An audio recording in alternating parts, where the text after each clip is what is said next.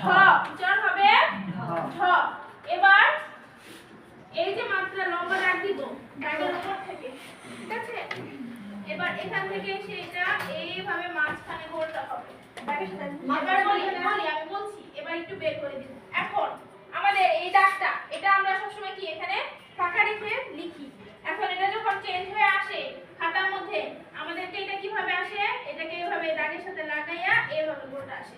এখন যেটা যদি খাতাটার মধ্যে ফাঁকা থাকে তাহলে ফাঁকা দিয়ে করাবেন, আর যদি আসে আপনার দাগের সাথে ছিল 24 এটা লাগানো ছিল 24 ছিল না, এটা আসছে না। এখন আবার যদি পরিবর্তন হয়ে আসে তাহলে এটা লাগবে না, এইভাবে উঠে যাবে। স্বরটা ঠিক যেভাবে লিখি না আমরা সেম এটাই, এটার উচ্চারণ হবে ত। এটা মাত্রা হবে আর এইভাবে হবে, এটার উচ্চারণ হবে ত। এখন দেখেন এই দাগের নিচে একটা গোল দিব, গোলটাকে টেনে উপরে দাগের সাথে এভাবে লাগাবো। এই জিনিসটা খেয়াল করবেন, গোলটাকে টেনে এভাবে উপরে দাগের সাথে লাগাই দিব এবং এখানে এসে একজন লাইটটা অফ করে দেন তো। এখানে দিব অর্ধেক দিয়ে এটাকে এভাবে দিয়ে একটু হালকা বাঁকা করে নিচে দাগের সাথে এভাবে লাগাই দিব। এটার উচ্চারণ হবে দ, উচ্চারণ হবে দ। আবার আমরা এখানে লম্বা দাগ দিব, ওই যে আকারের মতো যে দাগটা দেই ওটা দিব এই দাগের নিচের মতো কয়ের সাথে মিল আছে যেটা, সেটাকে এভাবে দিয়ে এভাবে দিব। আর এই মাঝখানে এই জায়গার এই অংশটা একটু খেয়াল করব আমরা, তাকাই এই অংশটা, এই মাঝখান যে জায়গাটা এখান থেকে এইভাবে একটা গোল দিব। ছোট ছোট বিষয়গুলো একটু খেয়াল করলে বর্ণটা অনেক সুন্দর হয়ে যায়। এইভাবে মাঝখান থেকে এইভাবে গোল করে উপরে দাগের সাথে লাগাই দিব এবং এখান থেকে একটু বের করে দিব, অর্ধমাত্রা একটু বের করে দিব। উচ্চারণ হবে ধ দ ধ ধ। আমরা ছোটবেলায় এবং এখান থেকে মাঝখান থেকে এই গোলটা দিব, এটা হচ্ছে দন্তন্য ন, দন্তন্য ন, দন্তন্য ন। আমাদের সায়েন্টিফিক স্কুল ব্যতিক্রম এই কারণে আমাদের লেখাটা কিন্তু সব সময় আমরা যত কথাই বলি না কেন, কাজে আমাদের যদি দেখাইতে না পারি, প্রুফ যদি না থাকে, তাহলে কিন্তু আমরা এখানে আমাদের স্কুলের প্লে নার্সারির বাচ্চাদের গড়ে তুলতে পারবো না। এমনকি সব ক্লাসে লেখাটা যদি ঠিক না থাকে তাহলে কিন্তু এটা কিন্তু সুন্দর হলো না। আমাদের তো অবশ্যই এই জায়গাটা মজবুত করতে হবে। একজন খাতা একটা শিক্ষার্থীর খাতা লেখা যখন নাকি দেখবে, ওর সাথে 5 জন যখন দেখবে বা বাসায় যখন যাবে লিখবে, তখন কিন্তু অন্যান্য আত্মীয় স্বজনরাও কিন্তু দেখলে আসলে দেখবেন বাচ্চাদের খাতা দেখে বাচ্চারা কি লিখছে, ওই লেখাটার প্রতি ফোকাস করতে হবে। এই লেখাটা খুব গুরুত্বপূর্ণ এবং এটাকে শেখাতে হবে ভালো করে। মিস্টার রিটা আছে আপনার কাছে?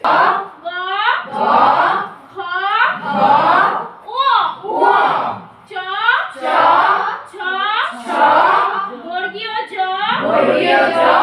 ঝ ইয়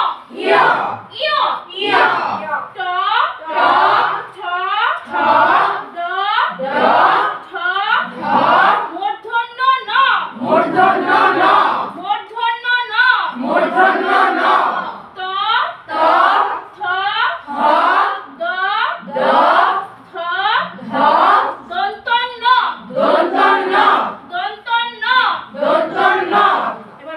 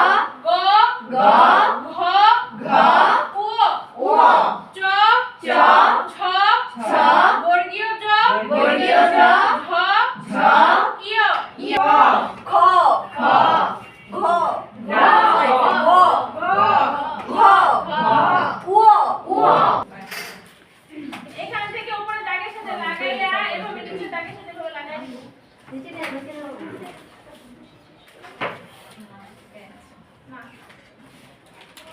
তারপরে লম্বা দাগটা এভাবে দিয়ে দিব, একটু বের করে দিব। প প প মাত্রা দিব, বা এইভাবে দাগ দিব, এইভাবে বাঁকা দাগ দিব। এই অংশটা এই যে এইভাবে আসবে, খেয়াল করবেন সবাই। এই অংশটা এই যে এই অংশটাই মাছ বরাবর আসবে, এখান থেকে এইটা আর এটা সমান থাকবে। হ্যাঁ, নিচের অংশ এভাবে যাবে, উপরে এই দাগের সাথে লাগবে না, নিচে এভাবে যাবে। উচ্চারণ হবে প, উচ্চারণ হবে প। তারপরে এই যে ক লিখেছি যেভাবে, ঠিক সেম দাগের নিচে থেকে মাঝ বরাবর আসবো, এখানে দিয়ে দিব, উচ্চারণ হবে ব, উচ্চারণ হবে ব। মাত্রা দিব, এই দাগের নিচের এই অংশটা থেকে এখানে গোল দিব, গোলটাকে এভাবে উপরে উঠায় দিব, নিচে দাগের সাথে এভাবে লাগাই দিয়া এভাবে আসবো, উপরে লাগবে না, ওইটা ওই পাশে উপরে লাগবে না, এই পাশে উপরে লাগবে না, উচ্চারণ হবে ভ। মাত্রা দিব, একটা এক লিখবো আমরা, এক যেভাবে লিখি এইভাবে ওটা এইভাবে এই পর্যন্ত দিব, দিয়ে লম্বা দাগ দিব, এই লম্বা দাগটা এখান থেকে সেভাবে নিচে নামবে, এই অংশটা এই পর্যন্ত থাকবে। ঠিক আছে, উচ্চারণ হবে ম, উচ্চারণ হবে ম।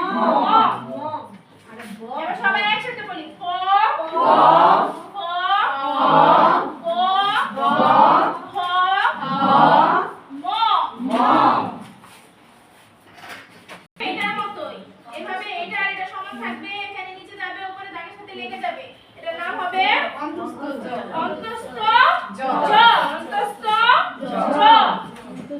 জ।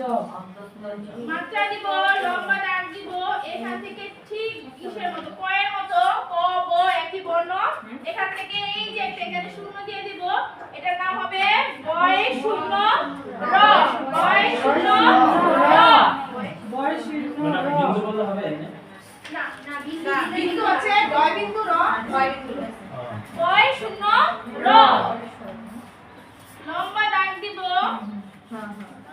এটা ইমোশনের নামে না, মনে থাকে। কোনটা লম্বা দাগ দিব, এই যে মাঝখানে এই অংশটা, এখান থেকে এভাবে যাব, এখান থেকে এভাবে গিয়ে এভাবে ঘুরতে মাথার জন্য, এটা উচ্চারণ হবে ল, উচ্চারণ হবে ল। এবার দেখি, এই যে এই বর্ণটা সবাই একটু খেয়াল করব, এখান থেকে একটু নিচে নেমে এখানে এসে গোল একটা হবে মাঝখানে, এই অংশটা কি মাঝখানে, এখান থেকে আরেকটা হবে, তারপরে এই যে দাগের সাথে লেগে এখানে নিচে নামবে, তারপরে লম্বা দাগ হবে, তারপরে একটু বের করে দিব, উচ্চারণ হবে তালব্য শ, তালব্য শ। সবাই একসাথে তালব্য শ, তালব্য শ, তালব্য শ, তালব্য শ, তালব্য শ, তালব্য শ।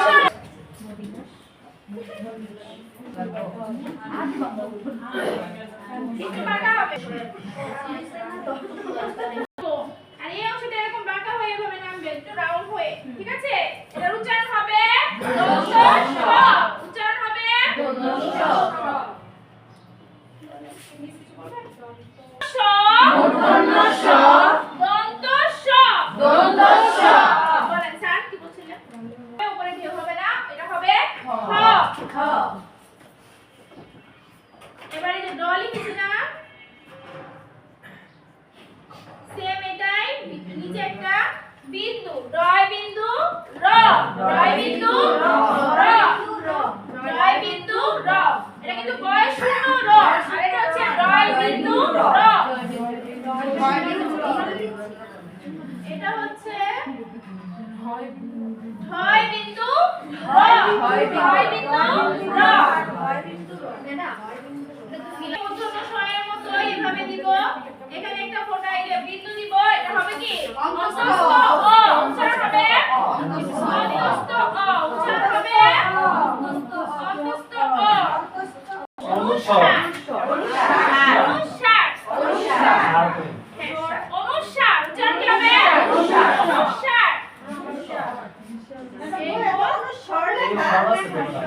না, বইয়ের সার লেখা অনুসার। এমনি বাংলা কি যে বই আছে বিন্দু জন্মবিন্দুটা কিন্তু উপরে হবে মিস। হ্যাঁ, এখানে আমরা করে রেখেছি না, উপরে অংশে একটা ফাঁকা থাকবে, উপরে অংশে লিখবো, মাঝখানে উপরে লিখবো। এবার আমরা সবাই একটু পড়ি।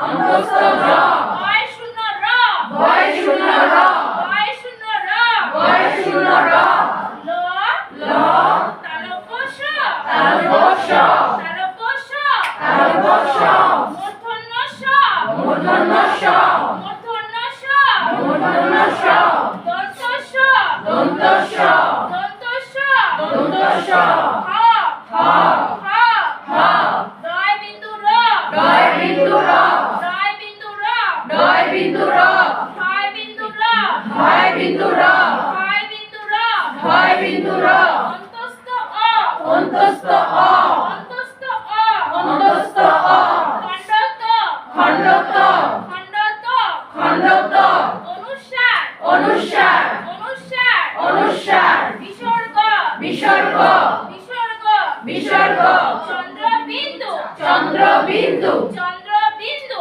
চন্দ্রবিন্দু